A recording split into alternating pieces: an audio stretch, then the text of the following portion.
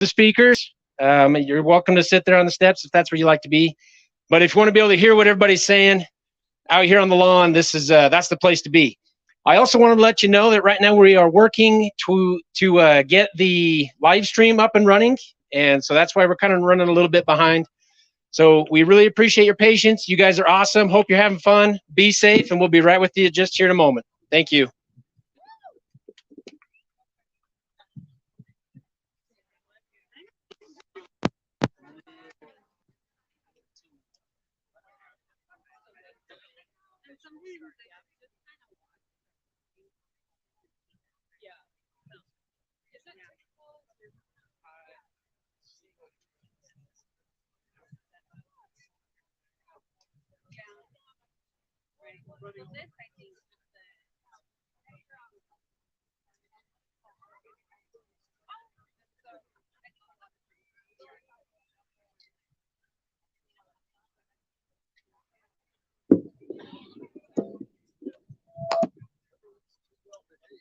Yeah. Riot.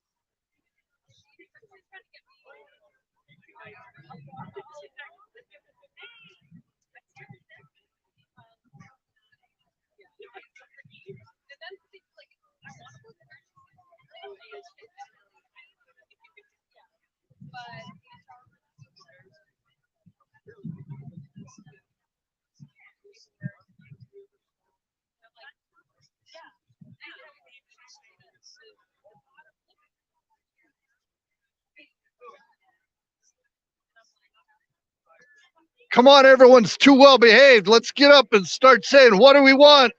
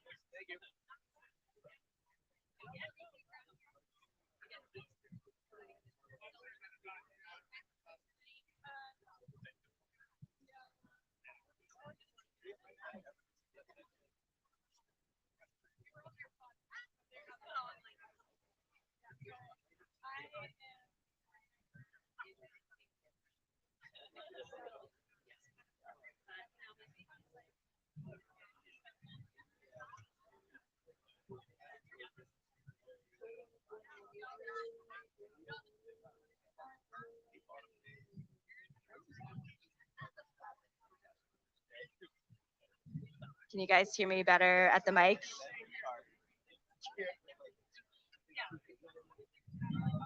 Anybody in the chat?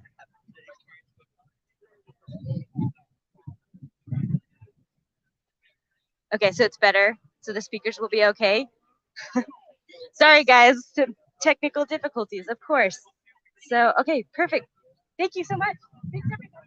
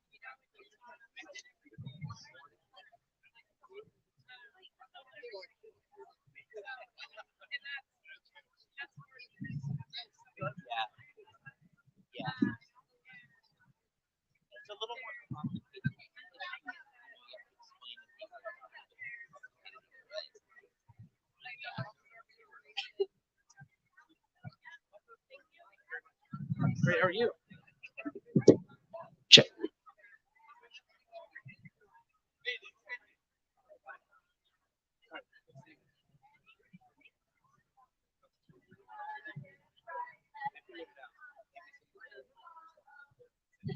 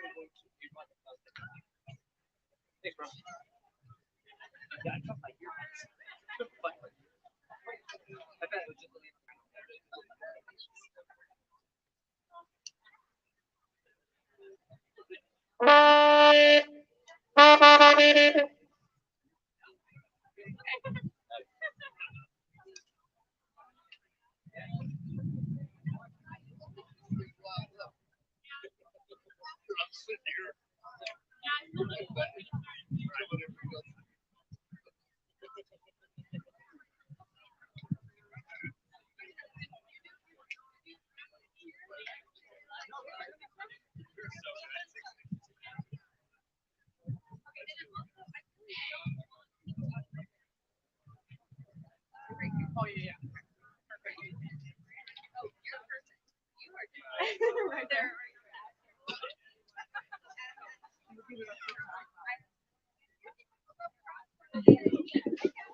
Do I go down?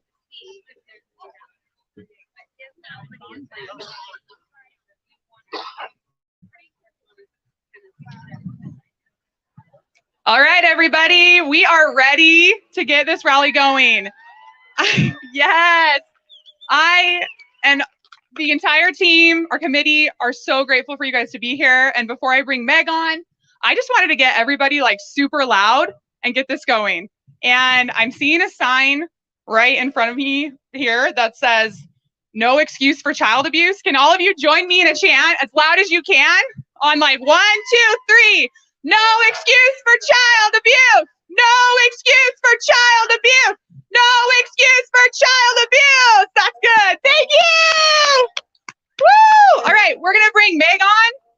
And here she is. All right, hi. Thank you so much for being here. My name is Meg Griffiths. I'm going to be your MC for the evening. We just want to welcome you out here. You're making a huge time commitment to be here, and we just so appreciate everything that you put into being here. We are just grateful for the turnout with this rally that's coming from some news that we've recently heard. So I want to give a little bit of an idea of the logistics just so everyone knows. We do have ASL interpreter right here, and I hope anybody who needs can get inside of that. Over to this side, we've got a booth. Feel free to go over there and grab some ribbons. We have teal and yellow ribbons with different significances. You can ask the people at the booth what those are about. We have in support of sexual assault survivors. We have waters over there if you need a water. We've got flyers to help us understand what ways we can contact our representatives, and also to sign a very viral petition going around in support of mandating clergy reporting abuse. So go ahead and get that information over there. We've also got UCASA here with us with resources for survivors. And there's also a little section that if you don't have a poster here and you haven't already been over to the booth, you can go over there and make a poster if you'd like for this and future events. And also we like to give a big shout out to Cookies with a Cause. They did bring cookies here. I don't know if there's any left. Yeah, give a shout out. Thank you so much for doing that. I don't know if there's cookies left, but sneak by the booth and see. And then also, like I said, there are waters. Please take care of yourself. Please ground yourself during this. There are also Kleenex over by the booth for anyone who might need that throughout this event. Which leads me to something really important that I want to make sure everyone is aware of is we're going to put a content and trigger warning on this event. We understand, I think you all probably understand, we're going to be discussing some very heavy topics, and I want you to be aware that we will be discussing sexual abuse, sexual assault, and suicide. As far as the event layout goes, we're going to move through with different clergy members, therapists, survivors, and more. And so that's kind of what we're going to be expecting throughout the evening. And first, I'd like to introduce to you our welcome speaker, which is Lindsay Lundholm. She is our team lead, and I'm going to give her a little bio. Lindsay Lundholm grew up in a small farming town in Idaho. She grew up in a large LDS family. She graduated with a degree in social work from Utah State University in 2020. She currently is an educator at a nonprofit in Logan, Utah, that serves individuals who have experienced domestic violence and sexual assault. Lindsay is a survivor of childhood sexual abuse and is passionate about preventing violence in all of its forms. Lindsay is the team lead for the Mandate Clergy Reporting Movement and tonight's rally. Give it up for Lindsay.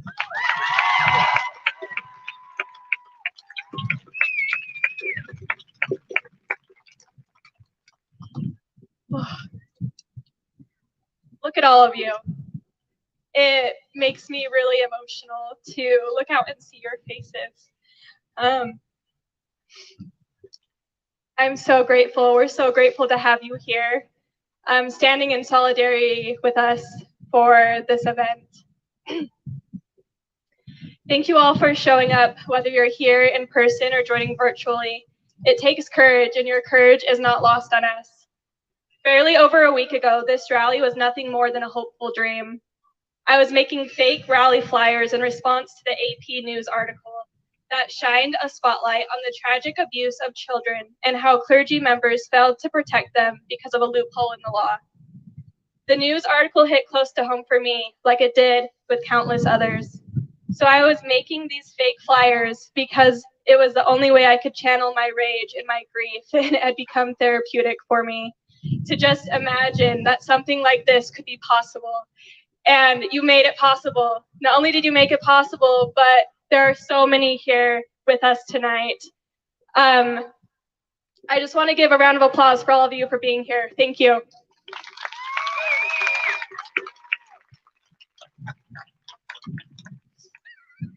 People have come up to me and they've come from out of state. They've driven for miles to be here. We have friends over in the UK that are hosting their own rallies in solidarity with us. Our mission to change this, Our mission to change this law is bigger than state lines and national boundaries. We've seen, sorry, my papers. We've seen now that this is not just Utah's mission. That'd be great, thank you. All right. Okay. What's your name? Oh, I'm Jay. Everyone give it up for Jay. There you go. Thank you.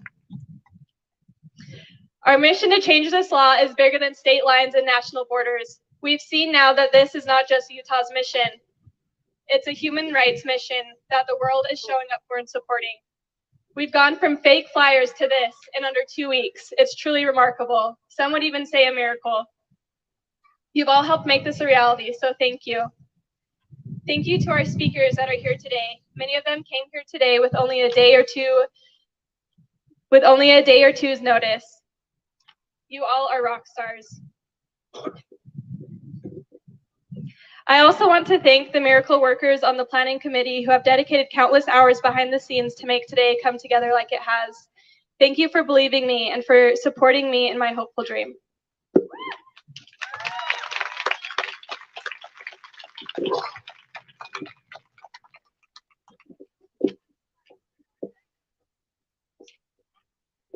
As an educator at a nonprofit that serves individuals who have experienced domestic violence and sexual assault, I'm very invested in what we're doing here today.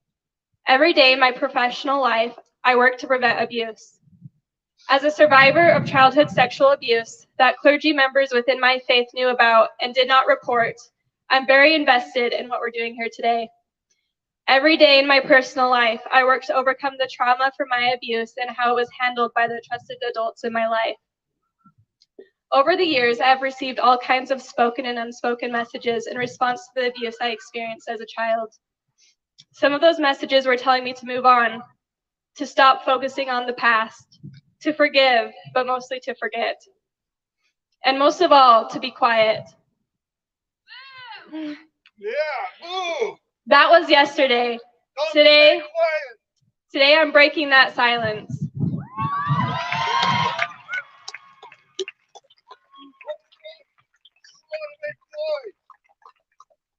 Today we are here to get loud, to speak different, truer messages.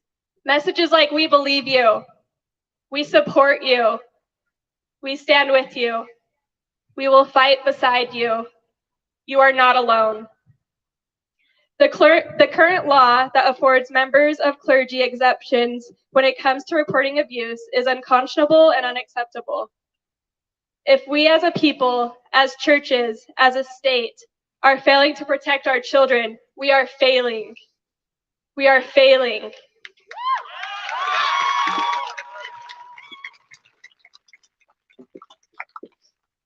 We are not here today to persecute any church. We are here to protect children. We are not anti-clergy or anti-church. We are pro keeping children safe. We are pro helping clergy keep children safe. We are pro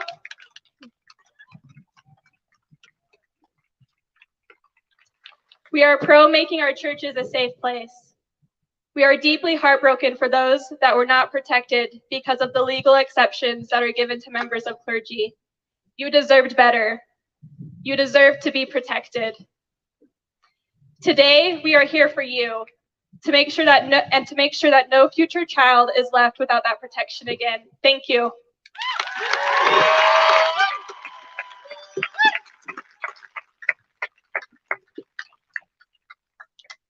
Next up, we're going to hear from our rabbi, and I'm going to read his bio. Rabbi Avremi Zippel has served as a rabbi in the Salt Lake City community since 2014. In 2019, he came forward publicly about the decade of sexual abuse he experienced as a child at the hands of a family caregiver. He is believed to be the first Orthodox rabbi to come forward as a survivor. Avremi is a fierce advocate for survivors both in his community and the wider community at large.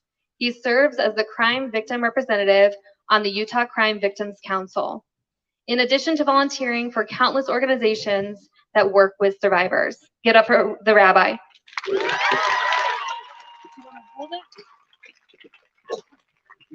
Thank you, Meg. I just want to begin by saying I think in the survivor community, there's a line that we reflect on, that a lot of what we went through in life was not our choice. What happened to us was not our choice. Where it happened, when it happened, with whom it happened.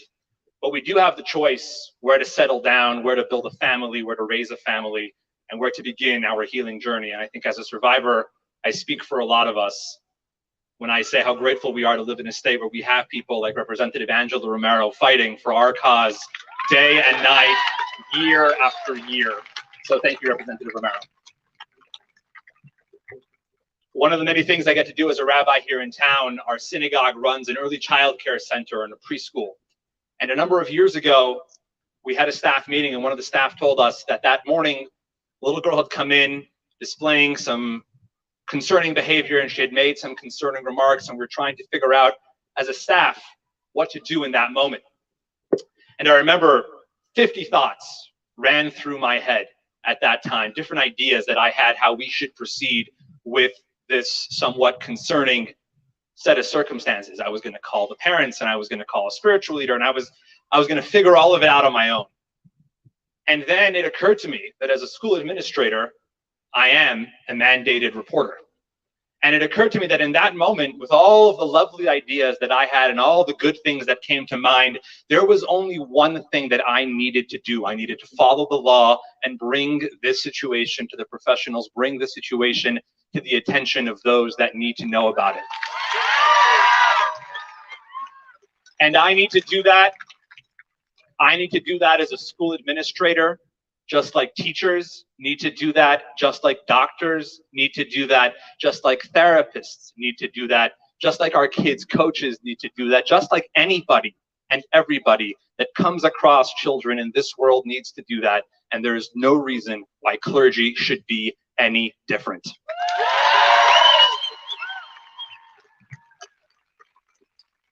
I want to turn towards my colleagues and the clergy, and to be honest, here in Salt Lake, I consider myself extremely fortunate to be part of a network of some of the most remarkable men and women, dedicated, committed, selfless individuals who give their lives, everything that they have to their flock across the religious spectrum from every corner of the community. I'm fortunate to know some of the most remarkable people in this community who make up this town's clergy.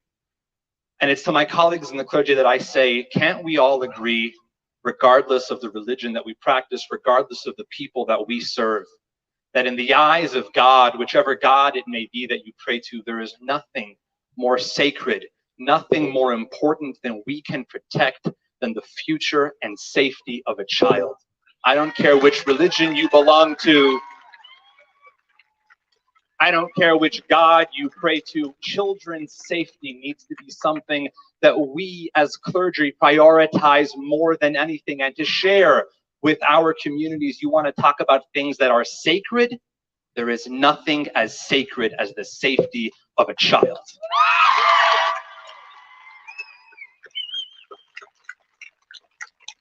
I think about the fact that as a member of the clergy, if anyone would come to me and share with me in private conversation, share with any member of the clergy in private conversation, that moments before we had this chat, God forbid, they had lit a house on fire. And there were people, children, inside that house that was currently on fire. Would any member of the clergy hesitate for a moment before they call 911, before they call the professionals that need to come in there and assess the situation? And what we as clergy need to be mindful of is that when we are speaking about a child who might be in harm's way, the future of that child is on fire. And we cannot for a moment hesitate to bring that situation to the attention of those that need to deal with it properly.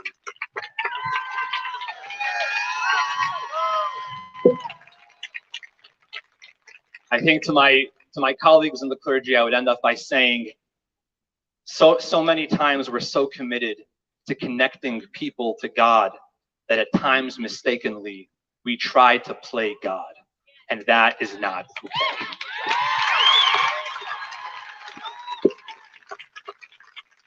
I want to conclude with a brief anecdote, a conversation that I had last night, and I want to specifically address myself to my brothers and sisters. I see so much yellow out there in the crowd, and thank you for representing us.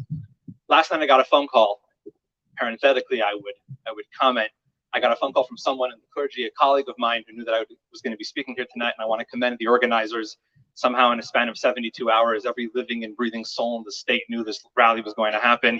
Came pretty quickly from Lindsay's fake flyers just a few days ago. And I got a phone call from a colleague, and he says to me, he says, look, I know you're going to be speaking there, and I know where you are on this issue, and I got to be honest, I can't get there. I can't, it's just not working for me. I can't understand why the loophole should close. What do you suggest I do? And I asked a dear friend, and I would ask anybody who's still struggling to come around to this issue, I asked them this: when was the last time you had a conversation with survivors in your immediate circle about this topic? When was the last time you asked them for their opinion? When was the last time you asked them for their take on this pretty contentious issue? And he thinks for a moment, and he says, you know, I can't say that I ever have. I can't say I've ever checked in with any of them to see how they feel. And that phone call and this rally and everything that will happen in the next few months leading up to the legislative session is a reminder, and I address myself to my brothers and sisters, fellow survivors here tonight. This is a reminder that we need to raise up the voices of the survivors in our community. Survivors need to be heard. Survivors need to be seen. Survivors need to be in leadership. Survivors need to be in government. Survivors need to be in politics. Survivors need to be the ones that once and for all are going to take this over the finish line. Representative Romero will get it done.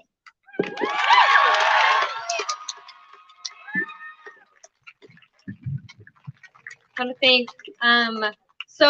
thank the rabbi for coming and attending and being here. He has a commitment and has to head off, but we're so grateful for the time that he committed to this rally.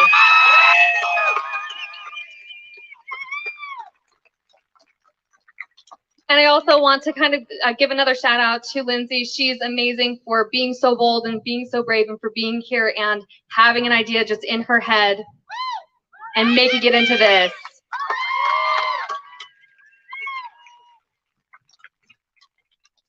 Next up, we're going to hear from our very own Representative Angela Romero. Angela Romero has, oh yeah, give it up, all right. That's what I like to hear.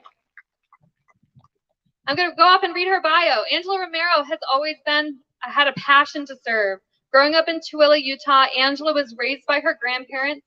Their dedication to raising a hard-working, well-educated woman inspired her to pursue college, graduating with a bachelor's degree in political science and a master's degree in public administration from the University of Utah. In 2012, she won the election to represent House District 26 at the Utah State Legislature. In 2016, she was elected by her colleagues to serve as the House Democratic Assistant Whip.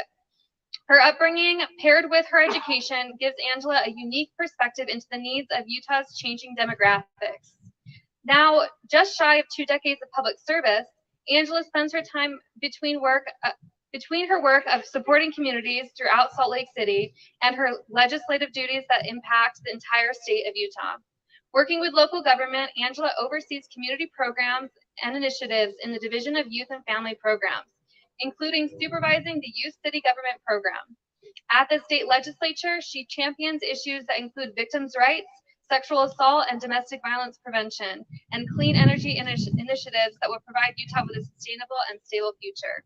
In addition to her professional career and legislative duties, Angela currently serves as the National Hispanic Caucus of State Legislators Secretary. She got promoted. And Angela wants me to finish up with the bio. She'll tell you the rest of what she wants to say about herself. I'm sorry, but we put this together so fast, and I was in Eureka, Utah yesterday, and I had no phone service, so I couldn't give him a modified version of that bio. And so thank you.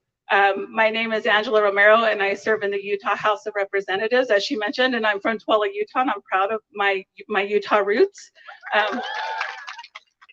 Why this issue is so important to me is in 2014, I ran legislation, HB 286, Child Sex Abuse Preventative Education, and both sides of the aisle told me, you're never going to be able to pass that bill. You're just not going to be able to pass that bill. And I'm like, well, I'm still going to try, because if you don't try, you never succeed. So little did I know Elizabeth Smart was watching the news. Little did I know Deandra Brown from the Five Browns was watching the news. And Deandra and Elizabeth and Ed Smart approached me about helping me pass this piece of legislation. And let me tell you, people did not want to see us do preventative education on child sex abuse in our elementary schools. And so they fought me every step of the way. But it's because people like you who are here today, that bill passed before the session ended, and then they're like, you passed that, we're gonna give you other bills. And why I put that foundation down is because we started a conversation up here. We started a conversation that makes people feel uncomfortable. And what was really interesting, as that piece of legislation progressed in 2014, I had colleagues share with me that they had been victims of child sex abuse, or they had been victims of rape, or they had family members who had been victims of child sex abuse. And it opened up this conversation that people didn't want to have. Because a lot of times, I sit on law enforcement, in my standing committee in the executive office, and law enforcement in my executive appropriation committee. And we always talk about the prison, we always talk about rehabilitation of perpetrators, but we forget sometimes to talk about the victims and the survivors. And that is, as a policymaker, that is so important to me. And so once I was able to pass that bill, many of you reached out to me and you shared your story for the first time, or you shared your story and I believed you, because many people have shared their story many times to people and they weren't believed because of who their perpetrator was. As we know with child sex abuse, you are groomed. 80% of people who are sexually abused know their perpetrator. At times we always want to make people scared of the unknown, but a lot of times it's happening in our own home and in front of us with people we trust. And that's what they do. They want to build that trust in the community so that they can hurt children, as we know, with perpetrators. In Utah, 1 in 3 girls, 1 in 6 boys will be sexually assaulted in some way before the age of 18. We're higher than the national average. And so That's why I'm so dedicated to this bill, because there have been so many people that have known things that have happened, even in my own family, where they didn't want to break up a home, or this person was a nice person, they made a mistake. And I'm tired of that. I'm tired of making excuses for perpetrators.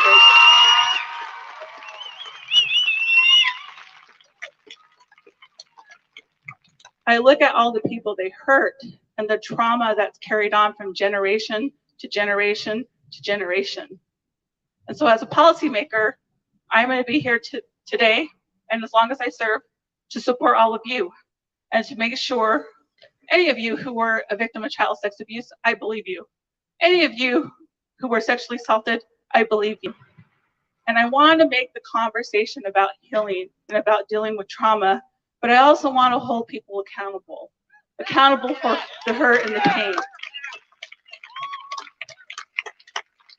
So many times we don't hold those people accountable, and many of you who are here in the audience because you weren't believed, you blame yourself sometimes because that person goes on to hurt other people, and you should never blame yourself. And so that's why, as a policymaker, I want to make sure that survivors and victims of sexual assault and child sex abuse have resources as well. And so UCASA is here. If anyone's triggered from these conversations, know that that service is there for you, because for me, it's about you. You come first. And so I just want you to know that, and that's why I'm running this legislation, this upcoming session. And I got a surprise. My colleague Phil Lyman also filed a bill, and I heard earlier today that Dan McKay, a guy who came in with me in the House, who's now in the Senate, is also interested in this bill. So I want people to know that this is not a Democrat or a Republican issue. All the legislation I run are human rights issues. And so I want you to know that. And I never run legislation as a Democrat. I'm a Democrat, a flaming Democrat, a liberal. But when I look at policy, I look at it from a human perspective. And so I just want all you to know that I'm committed to this bill. We're still drafting the language. I don't know what that's going to look like. And I'm going to rely on Lindsay here, who is brave enough to share her story, who approached me. We connected on Facebook Messenger, and we're here today because she planned this rally with a lot of the people supporting her. And so I want to make sure that we keep this momentum going. And so I'm going to work with Lindsay so you have a person to talk to, because a lot of times when people call me, I can't always respond immediately. And so I want to make sure that nobody feels like nobody's listening to them. So Lindsay and I are going to come up with a plan, and she'll be reaching out to all of you on how we contact some of my colleagues. How do we move forward, and how do we keep this momentum going on? Because this is not only in Utah, this is across the world. And so we need to challenge our institutions, our religious institutions. I'm not saying that I'm against them, but we need to challenge them to look at their systems and look how they're protecting perpetrators and do something about it, because our children, our survivors are more important to protect.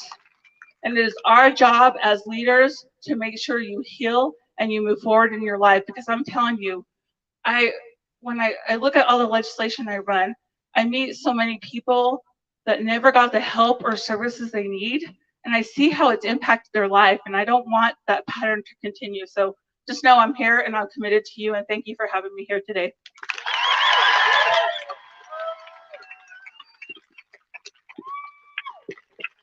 We want to thank Representative Romero for being here. We really couldn't do this without her. She is pushing bills into law, into our real state legislature to actually make some movement on this. We can be as loud as we want on our social media pages, but guys, we got to get into the Capitol building. And that's what we're doing today. Thanks for being here. She mentioned that, that you guys can stay in touch with Lindsay and our team. I want to give you an idea of how to do this. So many of you are probably already following our Instagram page. And if you are not, please pull out your phones. Look up Mandate Clergy Reporting.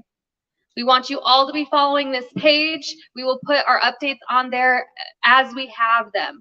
We've just started that Instagram page probably 5 days ago. There were probably close to 400 followers right now. We're hoping for many more. Please share this with your friends, the people who support this cause.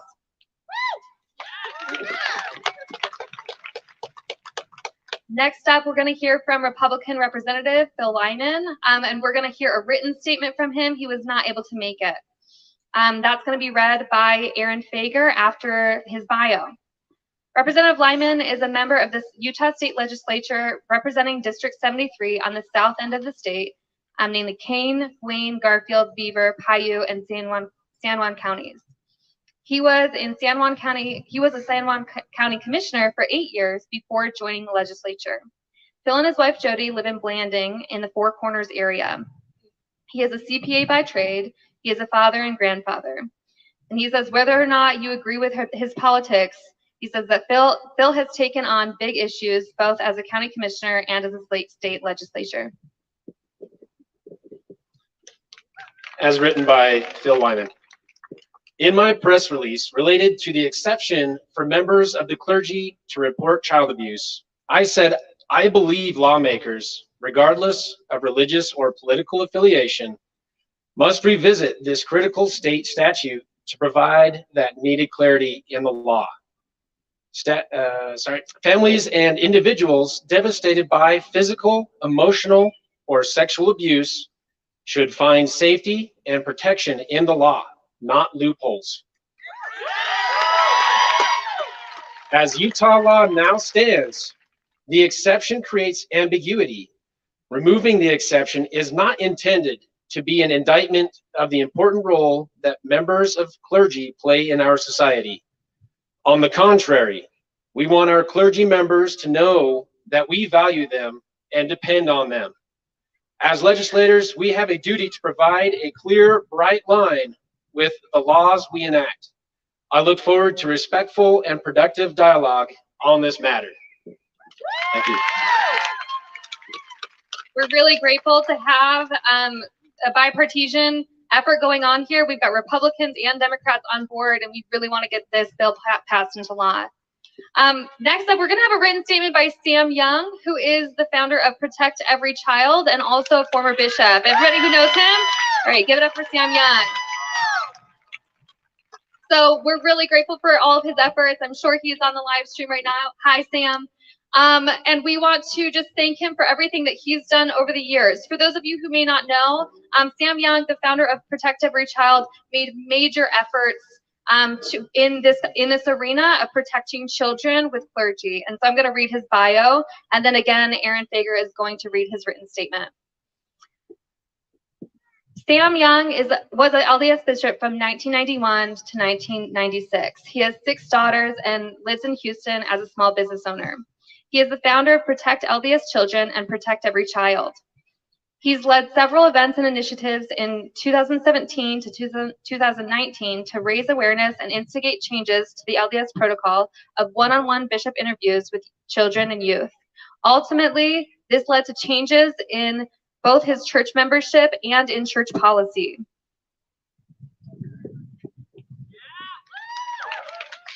All right, written statement from Sam Young. Society's #1 priority should be safeguarding our children. Protecting them from abuse in all its forms ought to be paramount. Sexual abuse is especially heinous and damaging, ruining children's lives with consequences that often last a lifetime. It's time that clergy be required to report child abuse, regardless of how religious leaders become aware. Myself and Protect Every Child wholeheartedly support the legislation that Representative Romero and Lyman have proposed. Please do whatever you can to help advance this cause. Thank you.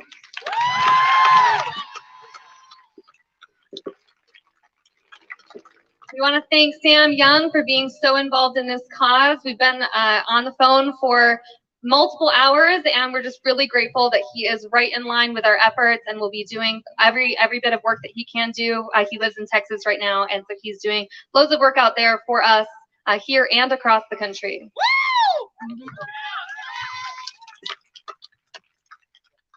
Moving on, we're going to hear another speech from another former bishop, Stuart Smith. Stuart Smith was born and raised in and currently resides in the state of Utah. He graduated from Skyline High School and Brigham Young University. He's a fifth-generation member of the LDS Church and served a full-time mission for the church in Europe. He's served in several ward bishoprics and stake leadership positions while raising a family and pursuing a career in engineering. He was asked to serve as a bishop in a Salt Lake area ward of the church about 20 years ago. He doesn't actually have experience with the church helpline for bishops, but he does have some thoughts on how the proposed legislation will help bishops and other clergy as well as victims of child abuse. We want to give it up to our former bishop.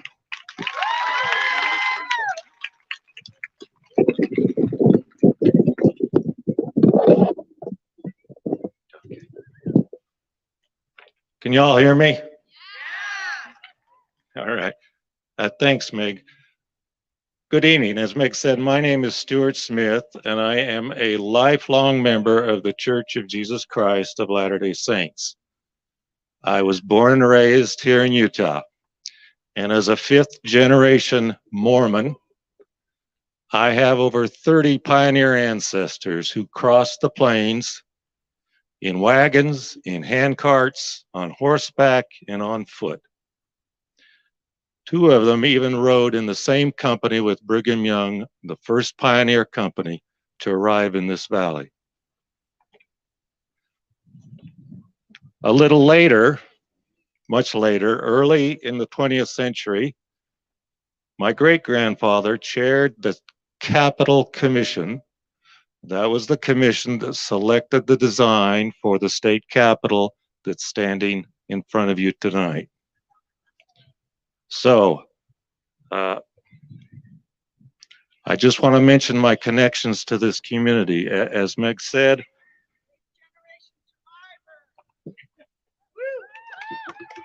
I graduated from Skyline High School. I served a full-time mission in Europe for the church, and I earned an engineering degree at Brigham Young University. Fun fact, Sam Young and I were in the same class at BYU. He likes to joke that I've made it through the program on his coattails. I know he's not here tonight, but we'll just let him continue to think that, okay? I later served in several ward bishoprics and stake leadership positions, all while raising a family with my wife and pursuing my career outside of Utah. We're talking about yourself. About 20 years ago, we returned to the state that I love, and I was asked to serve as a bishop in the Salt Lake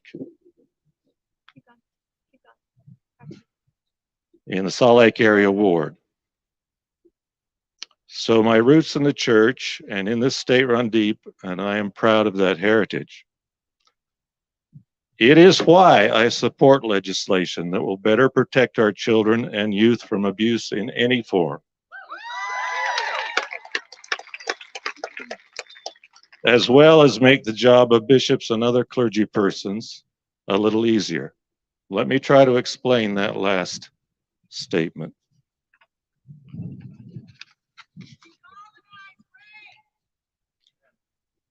You see, when I was called as a bishop, I had no training for that position.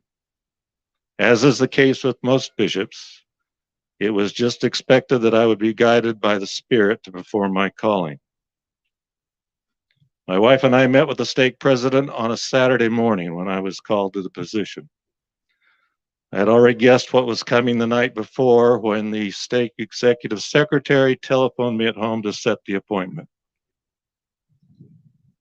By Saturday afternoon, the two men I selected to serve as counselors with me had been contacted and called by the stake president.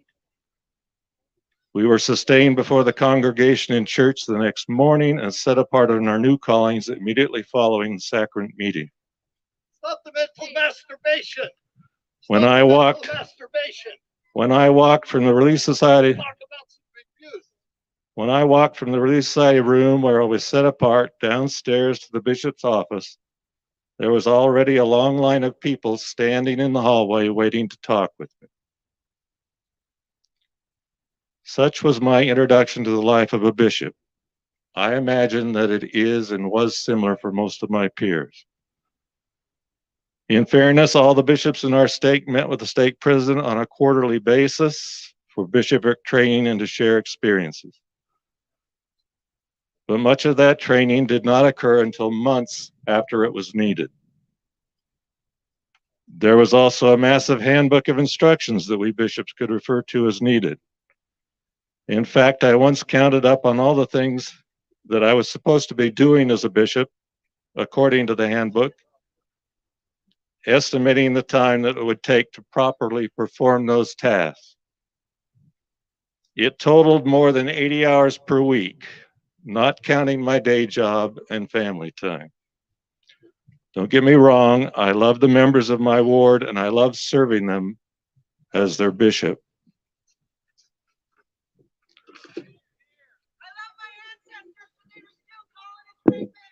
My point is that serving as a bishop is an incredibly difficult and demanding duty day in and day out, and bishops can use all the help they can get.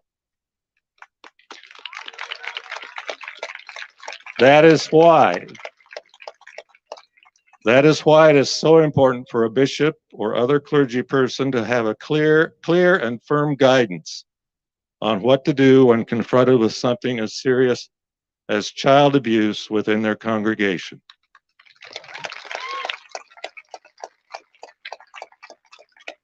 Agonizing over whether to report such information to civil authorities and law enforcement, or even taking the time to convince family members or others with knowledge of the situation to do the reporting, results in unwarranted delay and invites further harm.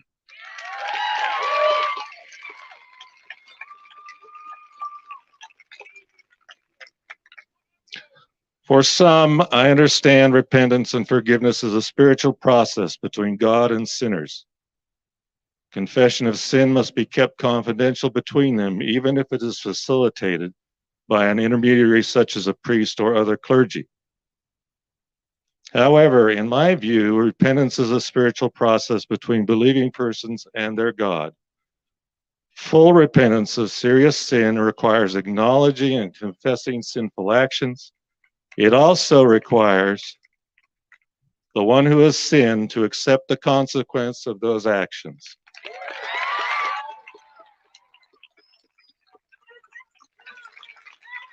Up to and including any consequences imposed under the administration of civil law.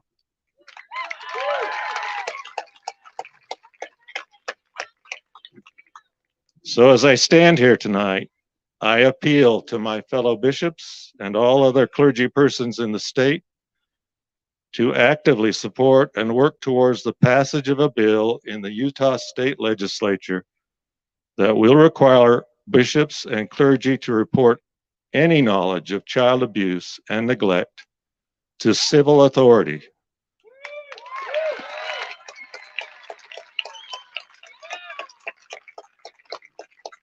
Regardless of how they became aware of it.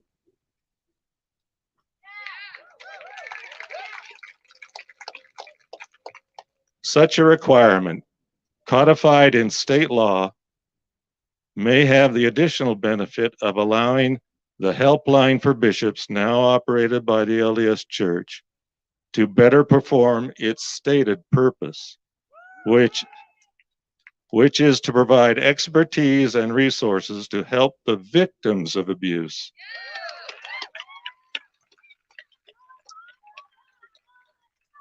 Rather than protecting the reputation and good name of the church.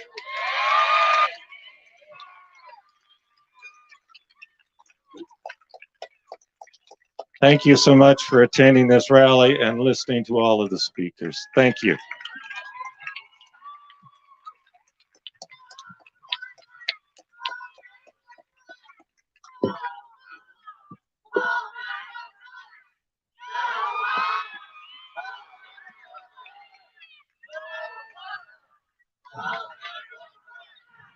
Okay. I was not supposed to be speaking, but I wanted to come on here really quickly. Yes, I'm a rally organizer, one of the amazing women that I work with to put this on. sorry, I'm a little bit emotional right now. I have spent personally hours contacting bishops, specifically LDS bishops, and many other members within all different faiths. I can't even tell you how many hours I have tried tirelessly to contact people and having conversations. People out here, we appreciate your support, but when we hear comments that are alluding to not appreciating a bishop being here, that is not what we're about. We are trying to find people that want to protect children.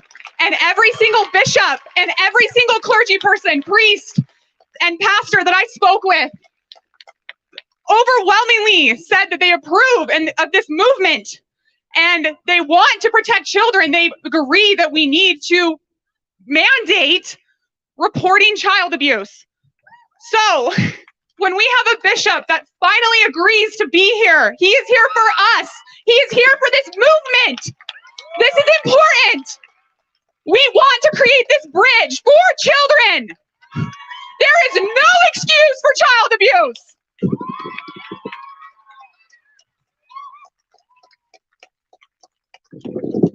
Jess is a powerful speaker. She's the reason, that's the reason she's on our team, guys. Give it up for Jess. She's spent countless hours, like she said, talking to clergy members. I want to reiterate, we are an interfaith cause. That is why we are here. We want everyone on board because this is about children. This is about protecting our most vulnerable. That's why we're here.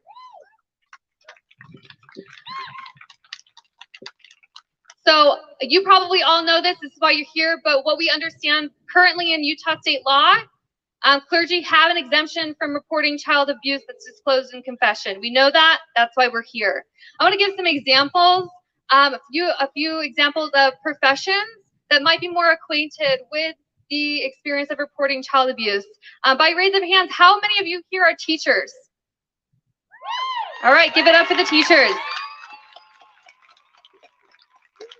How many of you are physicians or medical professional?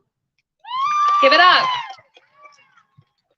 How many of you might be a social worker or therapist or in a related field? Give it up. What about law enforcement? We have law enforcement here. You're a mandated reporter. You got some? I saw a police officer behind. Okay. Those people probably might have more experience with reporting child abuse than some of us. And foster parents. Yeah, give it up for the foster parents. Awesome. Are there any here? Thanks for being here. So I want to make a point to say, and everybody who's already raised your hands, go ahead and raise them again. I want you all to raise your hands. I want everybody to look around. I also want to ask you guys, do you know that every single adult in the state of Utah is a mandated reporter of abuse? Everyone put your hands up. You are all mandated reporters of abuse. Every single one of us. Okay? So, and the only exception currently is clergy. And that is what we are here to change. And that is what we are going to change by the help of our legislators.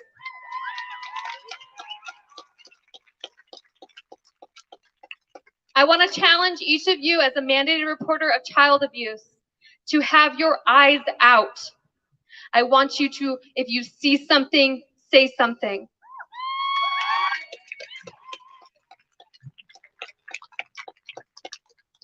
We are charged with the responsibility of protecting the most vulnerable of us. That is what we are charged to as adults, each one of us. Please go get yourself trained. What does it look like if someone is suffering from abuse? Learn what that looks like and learn where to go to report. There are multiple places that you can report. Learn what each of those are and make a decision, an educated decision on where you would like to report when you see something. When you see something, say something.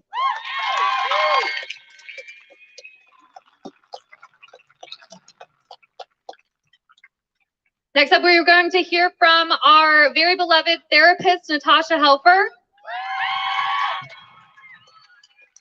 We're so grateful that she's here. Natasha Helper is an ASEX certified sex therapist, speaker, writer, podcaster, and supervisor with 20 years of experience treating individuals, couples, and family systems.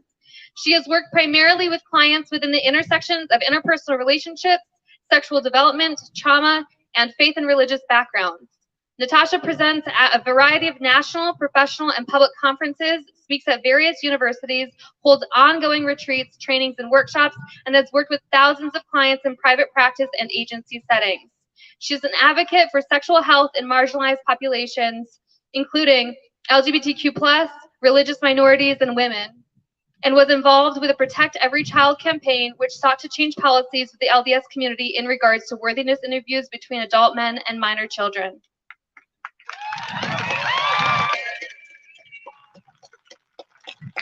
Natasha offers trauma-informed consultation and training to ecclesiastical leaders and other mental health professionals who are seeking support in specific cases. She is also a supervisor for ASEC professionals seeking to become certified for sex therapy and teaches at the Bueller Institute. Give it up for Natasha.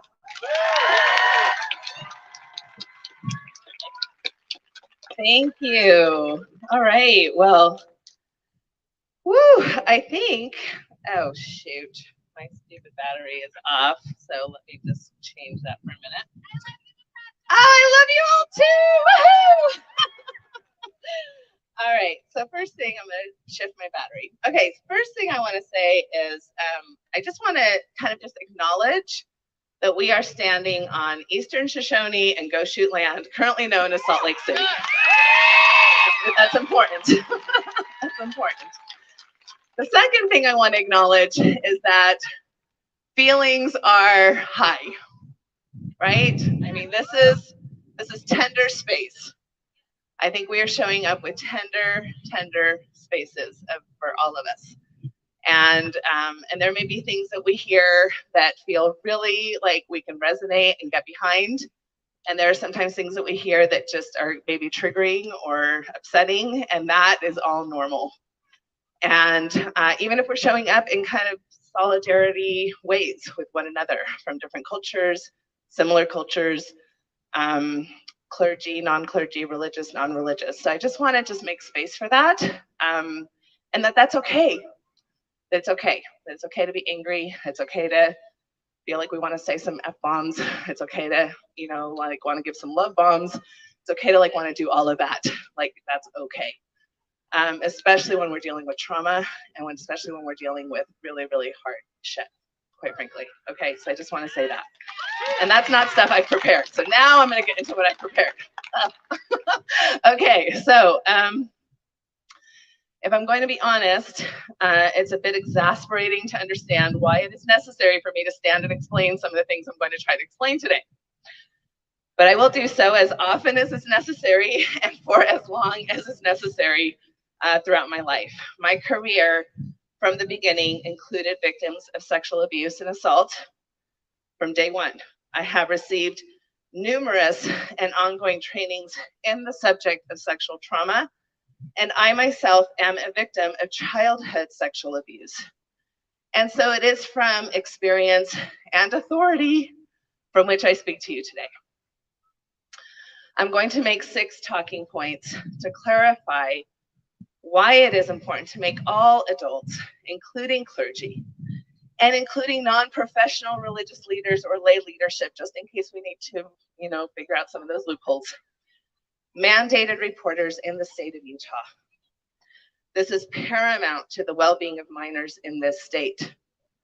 I mention non-professional clergy because here in Utah, whether we want to mention it or not, the dominant religion or faith is that of the Church of Jesus Christ of Latter-day Saints. And they do have a lay clergy. And the LDS Church plays a large role in the political, legal, cultural, familial, communal, and spiritual lives of the citizens of this state, whether you yourselves are members of that church or not. So for the 6 talking points, number 1, we know that minors need help advocating for themselves. Children and adolescents are not developmentally able to protect themselves against sexual predators, not physically, not intellectually, not sexually, not emotionally. Regardless of whether they are 6 months old or 16, regardless of supposed consent they have or have not given, and regardless of whether or not they are involved in other developmentally appropriate sexual activities, typically teens in particular may be involved with. They are not capable of knowing how to get the help and resources they need after sexual crimes have happened, nor how to get them to stop if they are continuing to occur. That is not their job. It is ours. 2, we know that most childhood sexual abuse, as was already mentioned, happens in family and community systems, where the minor has some sort of attachment, trust, or dependence with the perpetrator. This makes that situation for the victim exponentially more confusing, traumatic, and painful, especially when they may be facing conflicting feelings about telling somebody about what is happening. They may not want to get a loved one in trouble. They may have been groomed for a significant period of time. They may be scared for their own safety or their family's safety, and more than likely, they are blaming themselves for parts of or the entirety of the abuse that has taken or is taking place. Point number 3, we know through research that people in religious communities, regardless of age, will often seek help from trusted church leaders in favor of other resources. That means that kids will more often reach out to youth leaders and bishops or pastors or rabbis than to a school counselor or a teacher or a therapist or a doctor or police, all of which, as was just mentioned, are mandated reporters. And we want to support this type of reaching out. We want kids to feel safe in reaching out to clergy and ecclesiastical leaders. But currently, the laws do not support that in a protective way. Number 4, here in Utah, the Church of Jesus Christ of Latter-day Saints has a robust youth program with youth leaders who are currently not required to have background checks. They have thousands of congregations and seminary programs led by bishops and teachers who are also not required to have background checks. All of these leaders are encouraging children and minors to engage in what are called ecclesiastical youth interviews from the age of 7, which often take place unaccompanied by any other adult. This sets up LDS children and minors, which we have here in the state of Utah by the tens of thousands, if not millions, to be particularly vulnerable to not having the protections and resources necessary if and when they are experiencing or reporting sexual abuse. Point number 5, as I mentioned before, the leadership in Utah's predominant religion is considered lay leadership, which means that they have not undergone pastoral counseling training and received very little general training, as the prior bishop mentioned, much less what we might consider adequate trauma-informed training for something as complicated as dealing with sexual abuse. This leaves both congregants and the leaders themselves at risk of personal harm. And point number 6, there is abundant global research to support that many religious organizations and institutions remain reluctant to this day to accept the need for significant internal changes to address the systemic abuses and neglect that contribute to the harms of sexual abuse victims. Common institutional responses detailed in many global reports show that churches such as the LDS Church and others within our community manage these issues by doing the following. They deny or misinformation or minimize child sexual abuse. They fail to report alleged perpetrators to civil authorities. They transfer alleged perpetrators between institutions, locations, or change their local jobs or callings. They act to minimize public scandal and limit legal and financial liability. And I have seen all of those responses just in the last 2 weeks, post the AP article that was published.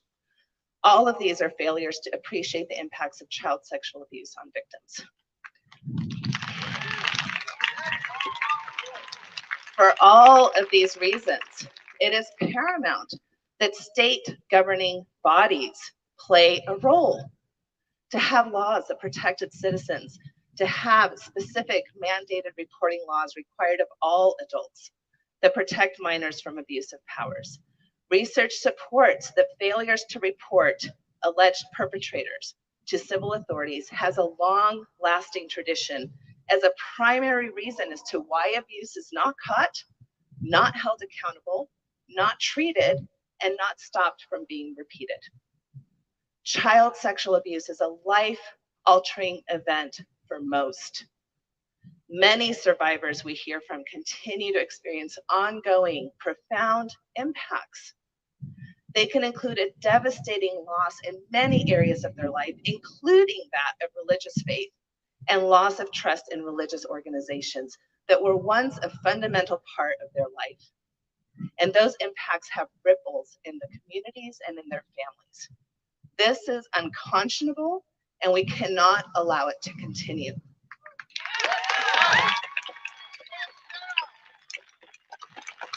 We know that if we do better, for many, this begins the necessary steps to access resources, to access treatment, to access justice, accountability, and more importantly, healing. Thank you.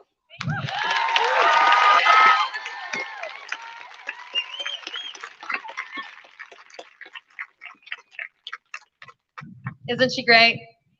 All right, give it up again for Natasha Helfer. What a powerful voice.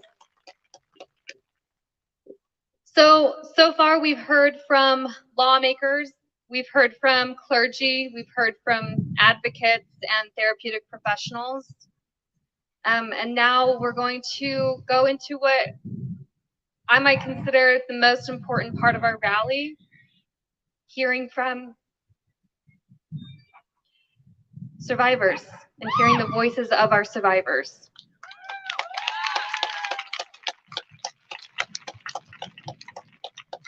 I want to, of course, give another trigger warning that we will be talking about sexual abuse and child abuse and suicide. And I would like to invite you all to take a moment to take a deep breath, center yourself, ground yourself, and please, take a moment to yourself if you need. A reminder that there's Kleenex and water at the booth. Our first speaker here is here presently, and the rest of our survivor stories are going to be written stories that we'll have people read for them. Our first speaker is Judy Larson. Judy Larson was born in Chicago, grew up in the suburb of Detroit, Michigan, and moved to Utah in 1980. She has 2 stepdaughters and 7 grandchildren who call her Grandma Judy. She retired from the Huntsman Cancer Hospital at the U, and since 2016, Judy has been an advocate for survivors of sexual violence. Judy is the SNAP, or Survivors Network of Those Abused by Priests, leader for Utah, and serves on the board of directors of SNAP, which is headquartered in Chicago. Judy has been associated with a local advocacy group called Talk to a Survivor, and she co-leads a weekly virtual Finding Hope support group that is sponsored by Cypria. Please welcome Judy Larson.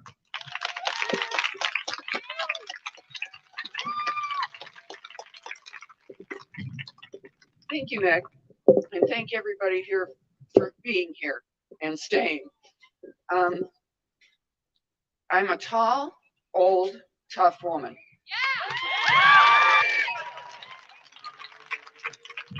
And this is the little girl who was sexually assaulted at the age of 10. I believe you. Thank you.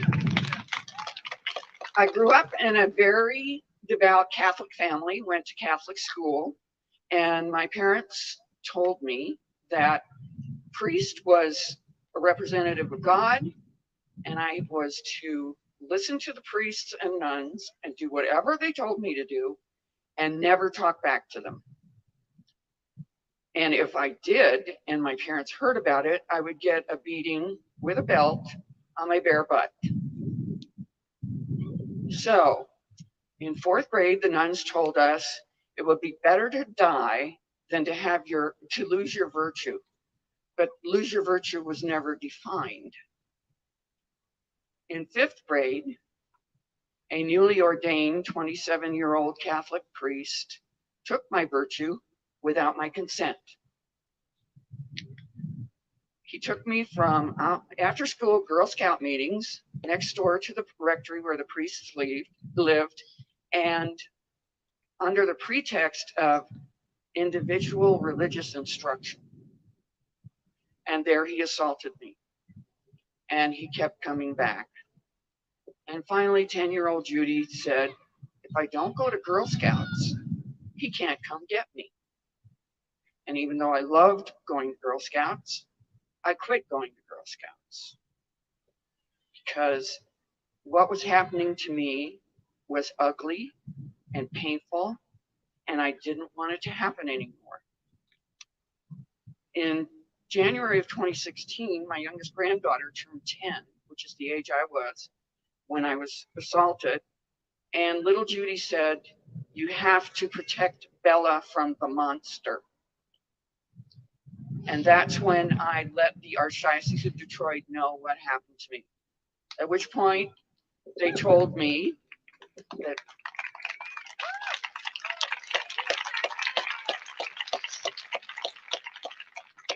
two women had come forward in 2002, probably right after the Boston Globe spotlight thing in Boston. And I said, well, what happened? And they said, well, they just wanted us to know. We didn't do anything. They just wanted us to know it happened. And I thought, that's crazy. And so they started an investigation of my allegations. In the process, they found a 4th victim. And since that time, a 5th victim has contacted me, and we email on a regular basis. We're sisters having the same experience. And after the investigation was done, they decided that the review board said, this sounds really, really credible, but we want to do more research. And I said, well, what can I give you to get you to decide it is really credible? And they didn't say anything. So I decided I want this on the record. So I flew back to Michigan and filed a police report. And the police were really upfront with me and said, if you'd come in the 80s, we probably wouldn't believe you, but we do believe you. And that was the first time in 58 years after he told me if I told anybody, no one would believe me. And I believed him for 58 years. Somebody believed me. They filed the police report. They contacted the Archdiocese of Detroit, and 10 days later, he was listed on their website as credibly accused. I knew there were more victims, and I wanted them to know he didn't get away with it. I support this bill.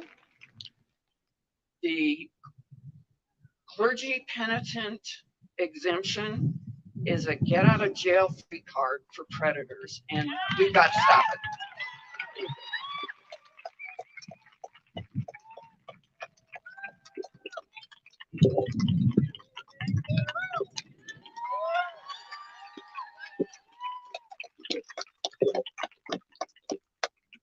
Judy, I don't think mentioned this, but she has been doing this work for so long and was involved with the bill that was trying to be passed a few years ago.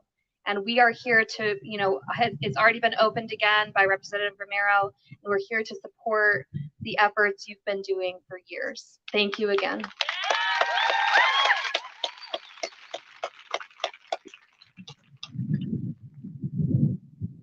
The next few things that are going to happen is we're going to hear 3 more survivor stories read by individuals who have offered to read in their place. Our first survivor story will be read by Stephanie Howe. Our next survivor story will be read by Alyssa Calder Hume. And our final survivor story will be read by Polly Choque Mendoza. Following that, we will have therapist Danielle Calder speak and give another story, and also provide us with a trauma-informed moment of silence and recognition for all survivors. So I'm going to pass it off to Stephanie.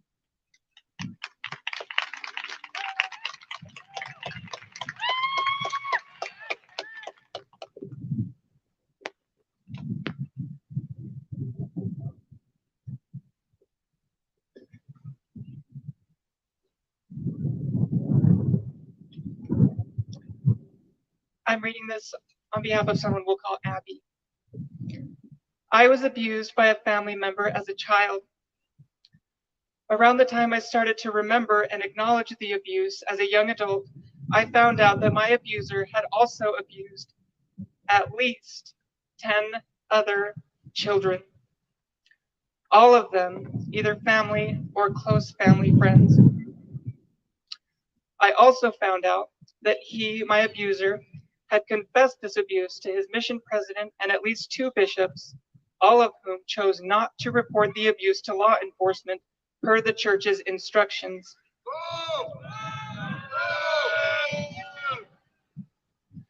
At the time of each of these confessions, most of the victims were still minors. When he confessed to his mission president, the mission president asked him whether he thought the victims remembered the abuse. He said no, and the mission president told him that he was fine. After this confession, he ended up being called to act in the top leadership position in that mission and was told by his mission president that he was his favorite missionary. When he returned from his mission, he confessed again to his bishop, who didn't report the abuse to law enforcement, but instead encouraged him to tell the parents of his victims as part of his repentance process. He did, but none of the parents chose to report it because they believed he had done all that needed to be done because he had repented and confessed to the bishop. I found out about all of this 2 years after all of the parents had found out. I reported the abuse right away, and we have been involved in 2 cases in 2 separate counties. To this day, he still has his temple recommend and holds callings in his ward. At one point, shortly before I left the church, I met with my bishop to seek some accountability for those leaders who didn't report the abuse. I was told that the church has no process for holding leaders accountable, and that I should work on forgiving them and my abuser.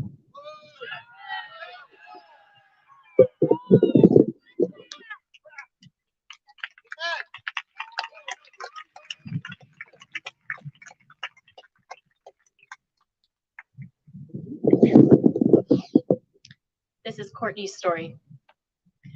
3 years ago, a family friend asked my parents if they could come over and talk to them about something that happened years and years earlier. When they came over, we learned that when I was 5, their 12-year-old son came into my room while I was asleep and molested me. They told us they'd known for years because the bishop their son confessed to informed them, but did not inform my parents, my bishop, or report to the proper authorities. When I was 5, I had horrific nightmares. I remembered it was my brother's birthday party and he had all his friends over for a sleepover. The dream I had was sexual and incredibly confusing. After that night, I had night terrors until I was 9 years old.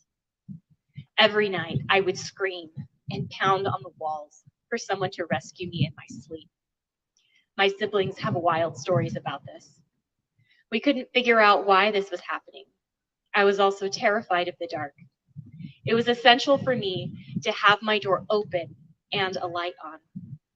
If I ever woke up and the light was off, I would lay there frozen in fear. I can't even describe as an adult. I would pray and pray my mom would come downstairs and turn on a light. She never came, so I would stay up staring into the darkness, sobbing and expecting a monster to emerge at any minute to hurt me. I had other behavioral problems as a child that were unexplainable. So that day, I learned about my abuse. It all clicked for me. This small act had significantly impacted my life, and if the bishop had done his duty, I would have been in therapy years earlier.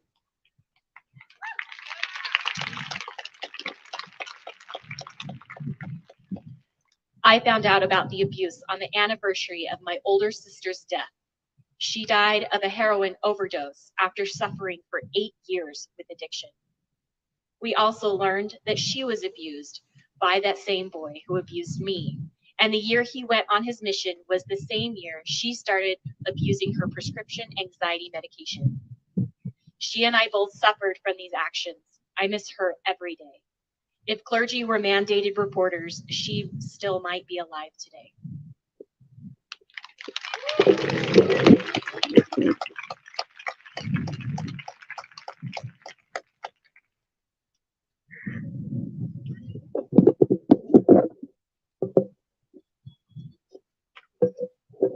I will be the voice for a survivor who could not be here today and share with you their story. As written by JL. I was 3 years old when I was sexually assaulted by a member of my ward. My parents became aware and went to the bishop of the ward, who assured them he would handle this matter. The man who abused me admitted to the bishop what he had done to me, but no law enforcement was alerted to the crimes committed. The only consequence the man faced was to withhold from taking sacrament for a short period of time. He still attended the ward and had no annotations on his membership record or way to alert others that he was a pedophile, a predator, and a risk to others. He served a mission for the church shortly after this occurred. My parents moved from the ward but did not warn others of this abuser. I am 36 years old now with children of my own. My abuser had since died, which I learned of in 2016, when I decided to bring my case to authorities and seek legal counsel. My parents have regrets about how they handled this situation. However, in the culture of my religion, this was not uncommon, and it was and is considered acceptable to go to a bishop about these things. The laws need to change so that every child can be protected. Clergy needs to be clear on what to do with what they learn of crimes like the abuse I experienced. Church attorneys should not have a part in this process of confession. I am hopeful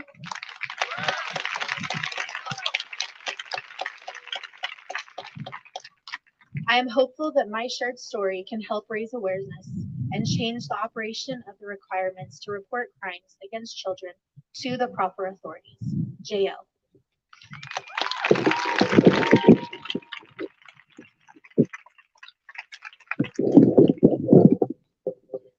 I'd like to introduce our therapist, Danielle Calder, to the front. Danielle is a therapist and a social worker in Southern California who focuses on helping people from religious trauma and navigating faith transitions.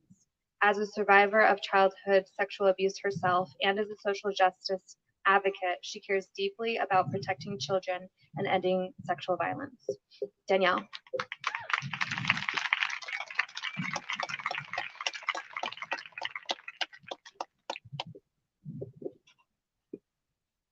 Thank you, Meg, and thank you for interpreting. I took a little bit of ASL and love ASL. It's so good to be with you. Like Meg said, my name is Danielle Calder. I'm a survivor of childhood sexual abuse. I'm a therapist who works daily with victims and survivors of abuse. I'm a social worker, and most importantly, I'm a mandated reporter.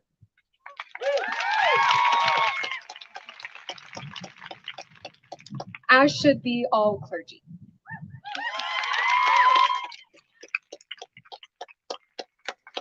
One thing I think that is so important when we empower people to report abuse is to know that as civilians, it's our job to report. We're not necessarily collecting evidence. We're not necessarily convicting anybody or sentencing somebody to prison. We are simply reporting suspected and situations that have already occurred. So if you suspect abuse or neglect, call your local police department and call child welfare services. You can be anonymous. It can take 5 to 10 minutes. It is essential that we get the proper people involved.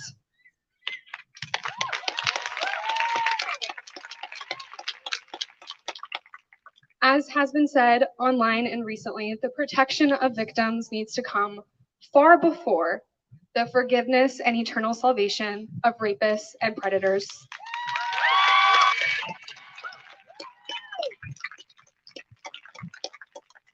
We are here today because we care about children.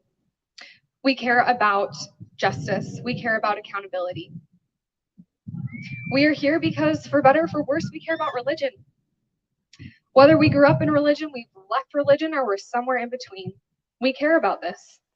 And we care about clergy and the role that they play, or that they should play, in protecting our children.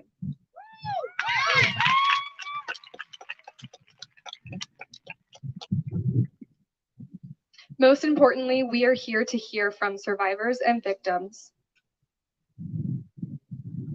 It can be healing to tell our stories. One of my favorite parts of my job is sitting with people and hearing about their life experiences, bearing witness to their pain, to their trauma, and helping them to navigate and to heal from their abuse. For many of us, sharing our trauma is essential to healing. And I want you to know that whether or not you have told anybody about your abuse, whether you've told somebody and they didn't believe you, I want you to know that I believe you, that we believe you.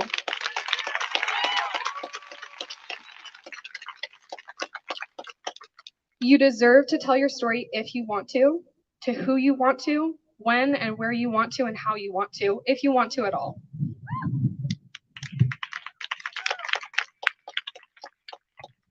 Today, we've heard the stories of victims and survivors.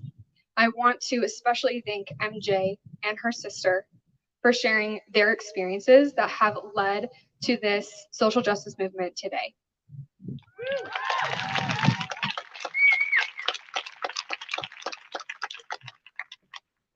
We acknowledge that within this protest and rally, there are people here that may also be victims of abuse, whether they remember it, whether it's suppressed, whether it was before we could even consciously remember. And I want you to know that we are also holding space for your stories. I'm going to read my friend's story. We're going to call her Emma. This is not my story. This is my friend's story. In her words, I was sexually abused from infancy until the age of 5 at the hand of my dad. My dad was in the bishopric and went to church every Sunday during this time. Not only was I abused, but my 2 sisters and a few other girls from different families were also his victims. My dad confessed some of this abuse to a therapist, and they reported it and called the police. He did not serve any time, and the only punishment he received was being excommunicated from the church. Apparently, they do that every once in a while to predators. Because of my age and the trauma, my brain blocked out a lot of what happened to me. All that were left were images, horrifying images in my head, and no explanation as to why. In my eyes and to many others, my dad was a very righteous and religious man. He attended church every week. I remember sitting next to him at church and feeling so weird about him. His presence left a mud-like feeling all over me. Every hug felt painful. Because of the images of abuse in my head, I came to believe that God must hate me, that something must be inherently wrong with me, and they shouldn't even pray to God. When it came time for me to be baptized, I bawled my eyes out in fear that I was not worthy. After about 10 years of being excommunicated, my dad was allowed to be rebaptized into the church, take the sacrament, and return to the temple. I remember wondering why he was excommunicated for so long and then still went to church. It was at that point that I did some investigating and found out the truth of my own abuse. That my dad abused me and several others, that I was forced to be around my abuser for years, and that a general authority signed off on him being rebaptized, and that no one checked in on me or any of the other victims to make sure that we had therapy or services, or even to know if we were okay in general. Fuck those general authorities. Fuck those general authorities. Because my dad was rebaptized, I was reprimanded by not forgiving him. The church forgave him, so shouldn't I? And because my abuser was rebaptized, it was as if the sin had never been committed. I was told to remember his sins no more, that the bigger sin was for me to not forgive him because he had repented of his sins.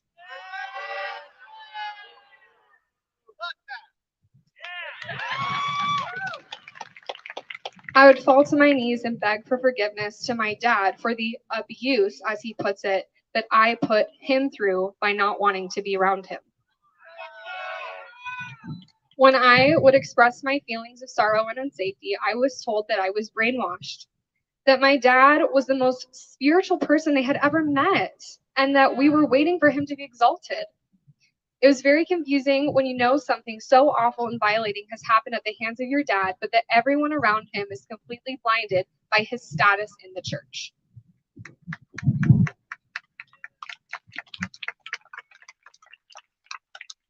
His status in the church was a shield, a mask, and a weapon. It was his access point to more victims. It was his way of being around more children. Because of his status in the church and his access to children, he has continued to abuse others, including my niece, post his rebaptism. Hasn't been excommunicated again, though. When I learned of his continuing abuse, I asked for help by church leaders to get in contact with his current bishop.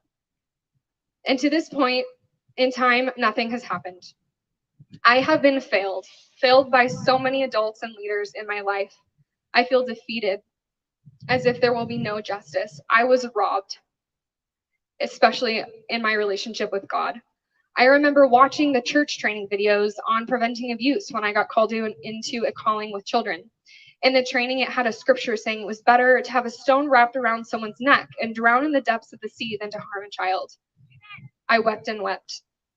I kept thinking what was so wrong with me and my story that no one acted that way about my abuse. When my dad was allowed back in the church, it sent the message that my abuse was not enough to keep him out or to limit his access to other children. This did happen in Utah. That his salvation was more important than my safety, and that because he was baptized, I still couldn't be mad about my sexual abuse. That it was on me to forgive and to keep quiet because an apostle signed off on my dad being rebaptized. So he must be clean and good. That is her story. Thank you to Emma for allowing us to hear from you.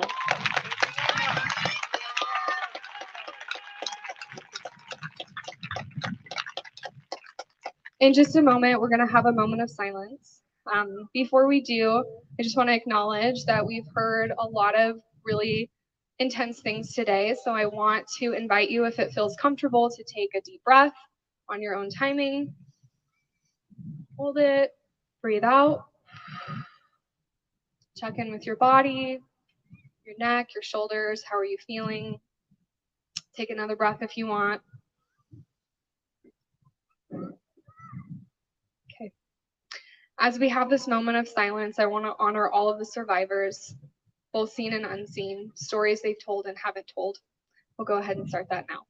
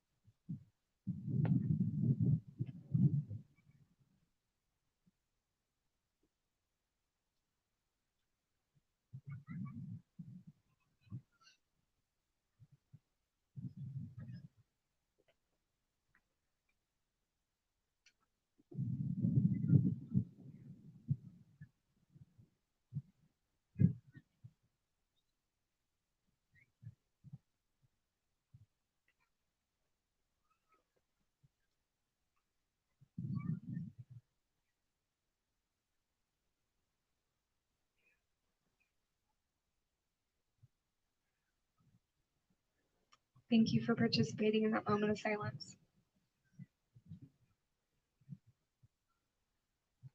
Thank you to Meg and everybody else for putting this on. To BYU feminists, look at us now.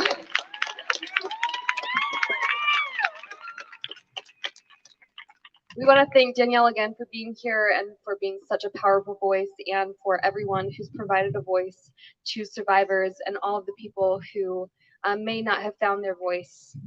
We are here for you, we believe you, we see you, and we are fighting for you.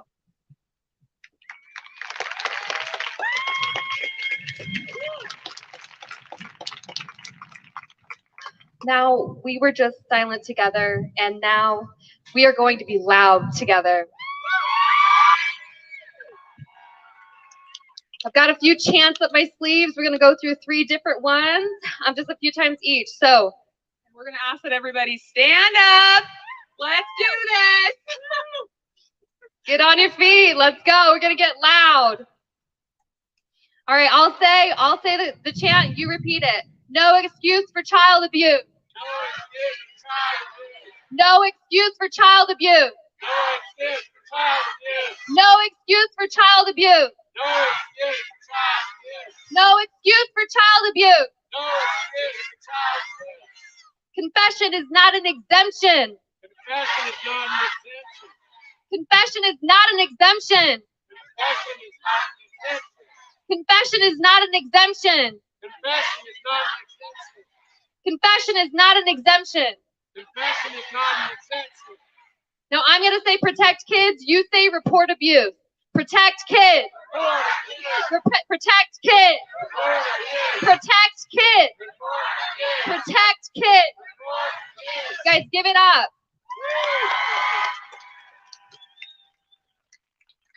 Lastly, we're going to have a call to action. This is going to be by Callie McMurtry.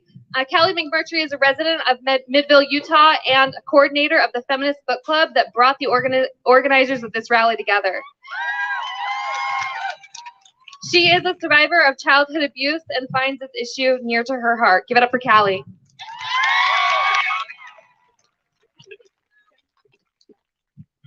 I'm the last speaker, so don't worry. This is almost over, but I am just so grateful for everyone being here today. Damn it. It's just so inspiring. I don't know if anyone else has been discouraged sometimes by the division or by the bad news that we get, but take a minute to take some power in the unity that is here.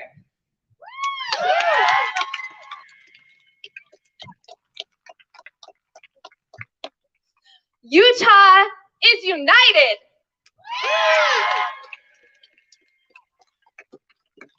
We will change this law.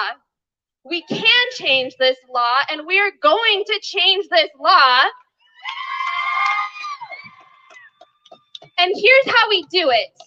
The legislative session starts in January. That means we have until January to contact every single one of our Utah representatives, every single representative, and every single senator. Can you do that? We are going to let them know there will be no surprises when this bill comes to the floor, and every single representative will have heard from us why it matters.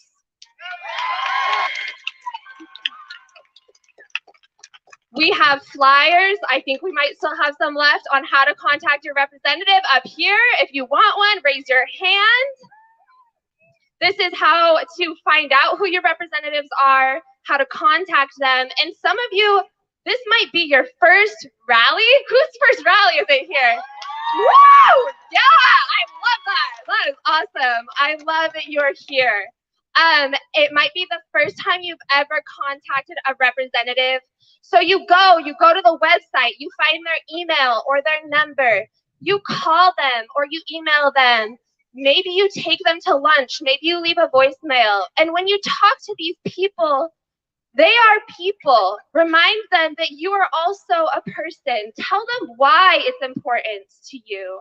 Tell them how this is going to change maybe your life, maybe how this law would have changed your life, or how it's going to make Utah a better place. Make sure they know why this is important.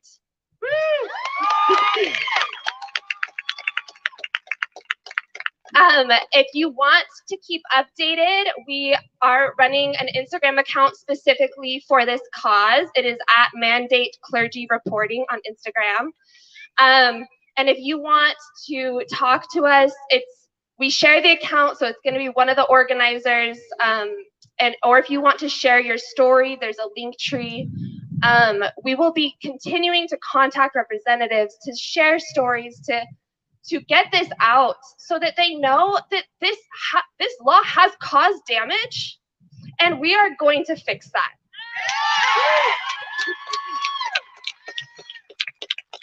We are breaking out of silence. We are being the advocates we wished we'd had.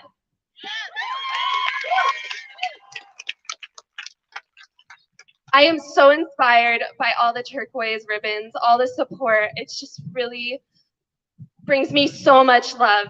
And I'm also so inspired by the yellow ribbons. I know some of you are wearing them publicly. I know some of you are wearing them privately in your heart, and that's okay. But I just want you to know that you're not alone. If you ever need someone to talk, there's so many resources. You're so loved, you're so believed, and we're gonna protect the next generation of kids so we don't have to have another of these rallies in 20 years. This is just the first step. This is just the first step in protecting kids and giving them a safe childhood, but it's such an important step.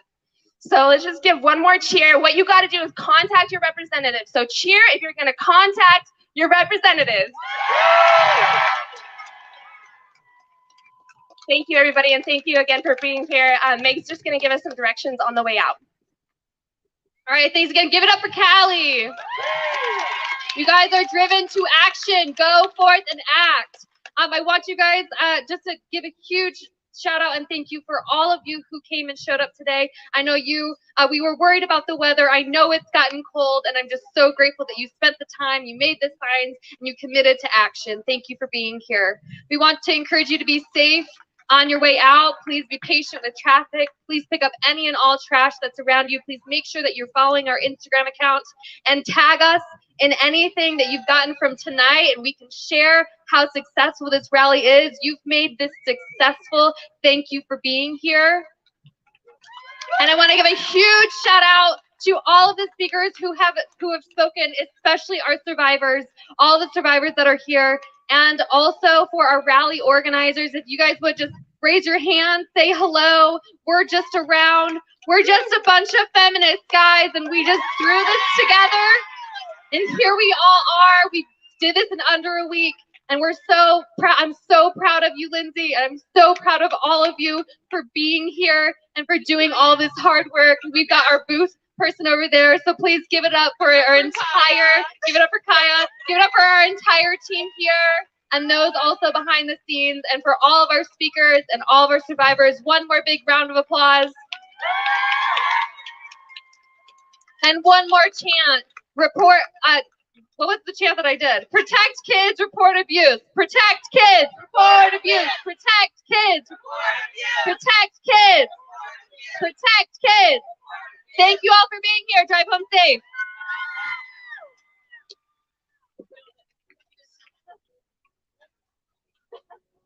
It's not your fault, you don't feel safe. It's not your fault, so don't take blame.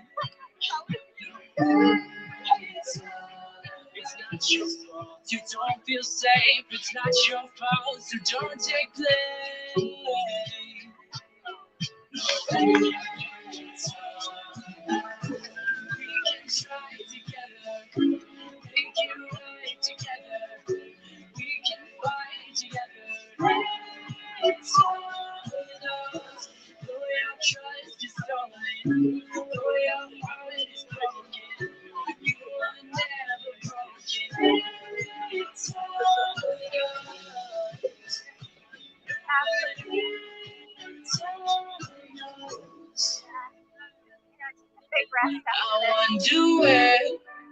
where you're Oh, yes.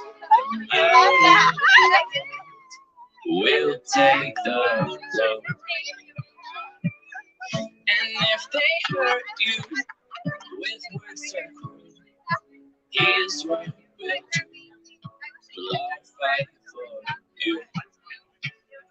It's not your fault you don't feel safe. It's not your fault, so don't take blame. It's not your fault you don't feel safe. It's not your fault, so don't take blame.